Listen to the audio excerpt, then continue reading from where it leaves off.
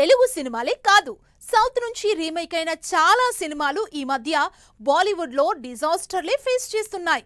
ఒక చోట హిట్ అయింది కదా అని అదే సినిమాని వేరే చోట రీమేక్ చేసినంత మాత్రాన ఆడియన్స్ కి కనెక్ట్ అవుతుందని, హిట్ అవుతుందని రూల్ లేదు. సౌత్ సినిమా రీమేక్ అయినా, సేమ్ డైరెక్టర్ అయినా కూడా సినిమాని ఆదరించడం లేదు బాలీవుడ్. సౌత్ లో సూపర్ హిట్ అయిన విక్రమ్ వేద సినిమాని కూడా బాలీవుడ్ లో రీమేక్ చేశారు.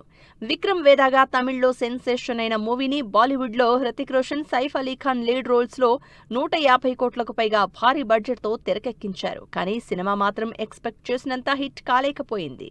జాన్వీ కపూర్ కూడా వరుసగా సౌత్ రీమేక్స్ చేసింది. అయితే ఆ సినిమాలేవి జాన్వీకి స్టార్ స్టేటస్ తీసుకురావడం లేదు సరికదా, మినిమం సక్సెస్ కూడా అవ్వడం లేదు. తమిళ్లో నయనతార హీరోయిన్ గా చేసిన కొలమావు కోకిలకి రీమేక్ గా బాలీవుడ్ లో వచ్చిన గుడ్ లక్ జెర్రీ హిట్ కాలేకపోయింది. అంతేకాదు, మరో సౌత్ మూవీ హెలెన్ కి రీమేక్ గా జాన్వీ చేసిన మిలీ కూడా ఆడియన్స్ ని అంతగా ఆకట్టుకోలేకపోయింది. Janhvi Kapoor back to back చేసిన సౌత్ రీమేకులు ఏవీ సక్సెస్ అందించలేకపోయాయి.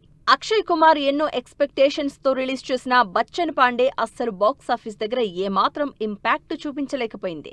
తమిళ్లో జిగర్ తాండా, తెలుగులో గద్దలకొండ గణేష్ గా తెరకెక్కిన సినిమాని హిందీలో బచ్చన్ పాండేగా రీమేక్ చేశారు అక్షయ్. కానీ బాలీవుడ్ ఆడియన్స్ ని ఏమాత్రం ఎంటర్టైన్ చేయలేక అక్షయ్ కుమార్ కెరియర్ లోనే బిగ్గెస్ట్ డిజాస్టర్ అయింది బచ్చన్ పాండే. అక్షయ్ కుమార్ మరో సౌత్ రీమేక్ కట్పుత్లి కూడా బాలీవుడ్ ఆడియన్స్ కి నచ్చలేదు. తమిళ్లో రాక్షసనగా, తెలుగులో రాక్షసుడుగా రిలీజ్ అయి సూపర్ హిట్ అయిన ఈ సినిమా బాలీవుడ్ లో మాత్రం బొక్క బోర్లా పడింది. మర్డర్ థ్రిల్లర్ గా తెరకెక్కిన ఈ కట్పుత్లి స్టోరీ వైజ్ గా ఎలా ఉన్నా అక్షయ్ కుమార్ క్రేజ్ కూడా సినిమాని నిలబెట్టలేక అట ఫ్లాప్ అయింది. ఇమ్రాన్ హష్మీ, అక్షయ్ జంటగా సెల్ఫీ టైటిల్ తోనే తెరకెక్కిన ఈ మూవీ అస్సలు ఆడియన్స్ ని ఆకట్టుకోలేదు. మలయాళంలో పృథ్వీరాజ్ సుకుమారన్ హీరోగా చేసిన ఈ సినిమా సూపర్ హిట్ అయింది. కానీ సౌత్ రీమేక్ గా బాలీవుడ్ లో చేసిన ఈ సెల్ఫీ మాత్రం ఫ్లాప్ అయింది.